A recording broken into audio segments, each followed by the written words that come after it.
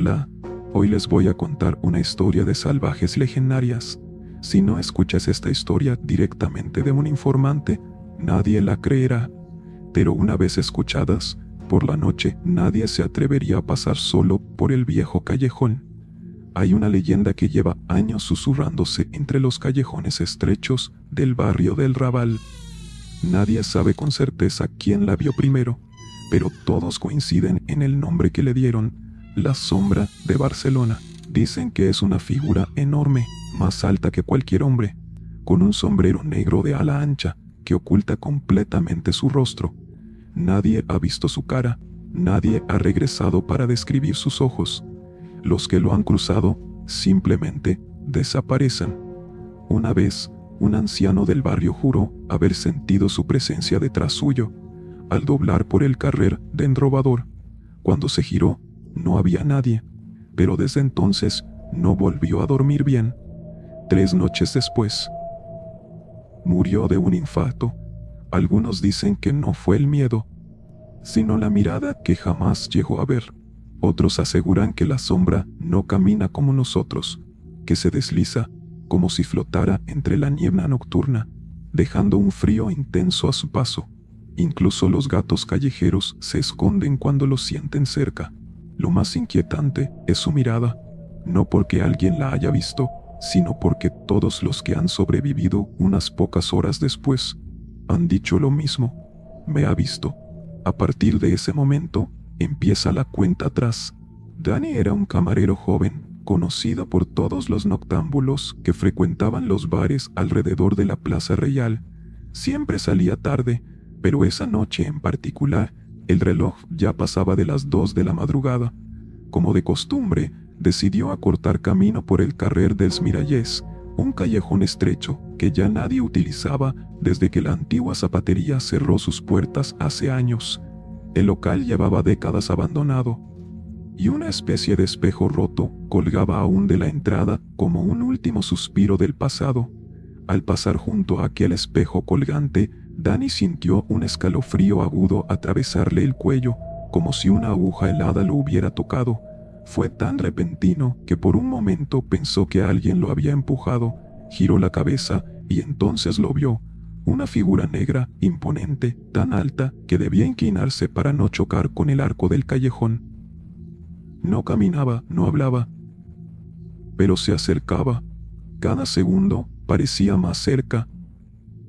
No había viento, pero la capa negra que cubría aquella figura se movía, como agitándose por una brisa invisible. No se oían pasos, solo ese silencio espeso que anticipa algo terrible. Danny no gritó, no corrió, no supo qué hacer, y de algún modo, sin recordar cómo, llegó a su casa. Su mente bloqueó el camino de regreso. Sus manos temblaban tanto que apenas podía marcar el número de su amigo. Cuando por fin logró llamar, solo pudo decir una frase, con una voz rota, como si hubiera estado gritando durante horas: me ha visto. Del otro lado de la línea, su amigo no entendía, pensó que estaba borracho. Pero Danny no bebía en sus turnos, nunca lo hacía. Después de esa noche, Danny no salió de su piso. Cerró todas las cortinas, apagó su teléfono. Solo su amigo, preocupado, logró entrar en contacto con él de nuevo. El primer día fue el reloj. Todos, absolutamente todos los relojes del piso de Danny, el de la cocina, el del móvil, incluso el del microondas, se detuvieron exactamente a las 3:17 de la madrugada. Las manecillas no avanzaban. Reiniciarlos no sirvió de nada. Intentó ignorarlo. Pensó que quizás era una coincidencia eléctrica, una subida de tensión, pero había algo más en esa hora, algo que le oprimía el pecho cada vez que la veía. El segundo día, empezó a ver la silueta, no solo una vez, sino cada vez que miraba por la ventana del salón. Siempre estaba allí, al otro lado de la calle, inmóvil. No importaba si eran las 3 de la tarde o las 3 de la mañana. A veces parpadeaba y desaparecía. Otras veces la figura seguía allí durante horas, como si lo vigilara. Dani dejó de asomarse, pero sentía su presencia. Era como si la sombra se hubiera adherido al edificio, respirando al ritmo de sus miedos. Ese día no durmió. Ni siquiera cerró los ojos. Mantuvo todas las luces encendidas, encerrado en su habitación con una silla trabando la puerta desde dentro. Rezaba, aunque nunca había sido creyente. Y entonces llegó el tercer día. A las 3:17 en punto, cuando el silencio era tan denso que se podía cortar con un cuchillo, comenzaron los golpes. 3, uno tras otro. Fuertes, secos, como si alguien golpeara con el puño cerrado la madera de la puerta de entrada. Dani contuvo la respiración. Nadie más los oyó. Nadie más reaccionó. Él los escuchó con absoluta claridad, como si los golpes vinieran desde dentro de su cabeza o tal vez desde dentro de su propio miedo. Se levantó sin hacer ruido, con las piernas temblorosas, y caminó hasta el pasillo. No había nadie, pero algo había cambiado. El aire olía a humedad, a tierra mojada, y cuando volvió a su habitación, lo vio.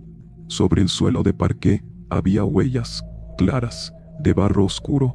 Eran huellas grandes, de un zapato antiguo, posiblemente de hombre. Comenzaban en la entrada del pasillo y terminaban justo al borde de su cama. No había forma de que alguien hubiese entrado. La puerta seguía cerrada con llave. Las ventanas aseguradas desde dentro. Nadie podía haber pasado, y sin embargo, las marcas estaban allí, húmedas, recientes. Dani retrocedió lentamente, sintiendo el frío en los pies descalzos.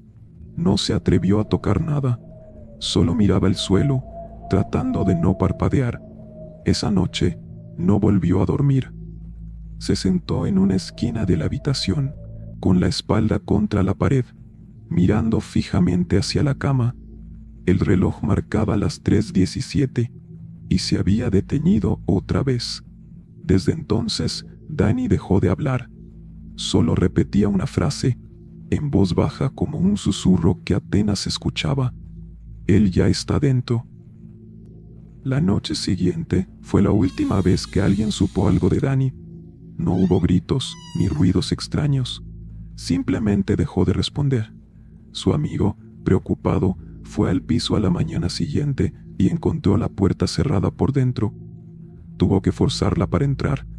Todo dentro del apartamento parecía congelado en el tiempo.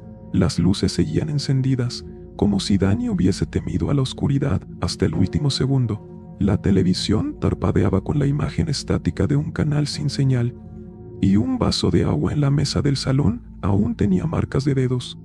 La cama no estaba hecha, pero tampoco revuelta. Parecía que Dani se había levantado con cuidado, sin mover las sábanas, como si hubiera escuchado algo, o como si lo hubieran llamado en silencio. Pero lo que nadie pudo explicar fue lo que encontraron en la pared. Justo frente a la cama, sobre la pintura blanca manchada por la humedad, aparecía una frase escrita de manera temblorosa, en una sustancia negra, pastosa parecida al hollín húmedo mezclado con algo más espeso. No puedes huir de la sombra. Las letras no parecían escritas con un dedo humano. Eran irregulares, como si hubieran sido trazadas por una garra o una mano temblorosa. Al tocarlas, el amigo de Dani dijo haber sentido un escalofrío helado, como si la tinta aún guardara un eco de quien la dejó. La policía llegó pronto, pero no encontró signos de entrada forzada. Todo estaba cerrado desde dentro. No había huellas externas. Nada había sido robado. Lo único que faltaba era Dani. Revisaron cámaras de seguridad del edificio, pero en la grabación de esa madrugada, entre las 3:16 y las 3:18, la imagen simplemente se apagó. Pantalla negra. Luego se reanudó como si nada. Desde ese día, algo cambió en el barrio. Los vecinos más viejos comenzaron a advertir a los nuevos inquilinos que evitaran pasar por Carrer dels Mirallers después de la medianoche. Nadie explicaba por qué, solo decían, por si acaso. Algunos niños contaban historias de una figura alta que se podía ver de reojo al fondo del callejón, siempre inmóvil, siempre justo antes del amanecer. Otros decían que si caminabas en silencio por el lugar, podías escuchar una respiración pesada detrás de ti, aunque no hubiera nadie allí. Un basurero que trabajaba de madrugada afirmó haber visto huellas de barro que aparecían de la nada sobre el empedrado y que se desvanecían al llegar a la boca de un desagüe. Una mujer mayor aseguró que desde la desaparición de Dani, cada noche a la misma hora, su reloj de cocina se detenía en 3:17 y solo volvía a funcionar al amanecer, como si algo estuviera suspendiendo el tiempo. Y una madrugada, un turista borracho que se perdió en el Raval fue encontrado horas después, sentado al pie del espejo roto de la antigua zapatería, murmurando una y otra vez: «Me ha visto, me ha visto». Sus ojos estaban vidriosos, como si no parpadeara. Nunca recuperó el habla. A día de hoy, nadie se atreve a pintar sobre una frase en la pared del piso de Dani. Ha habido nuevos inquilinos, sí, pero ninguno se queda más de unos meses. Siempre se van en silencio, de noche, sin avisar. Algunos aseguran que, en noches muy silenciosas, desde la ventana del cuarto se puede ver una figura parada frente al edificio, mirando hacia arriba, justo a la altura del antiguo dormitorio de Dani. Y aunque muchos prefieren no hablar del tema, todos en el barrio lo saben muy bien. Si la sombra te ve, no importa cuán lejos huyas. El tiempo empieza a deshacerse segundo a segundo, porque no es una maldición, es una promesa, y nadie ha escapado jamás de la sombra.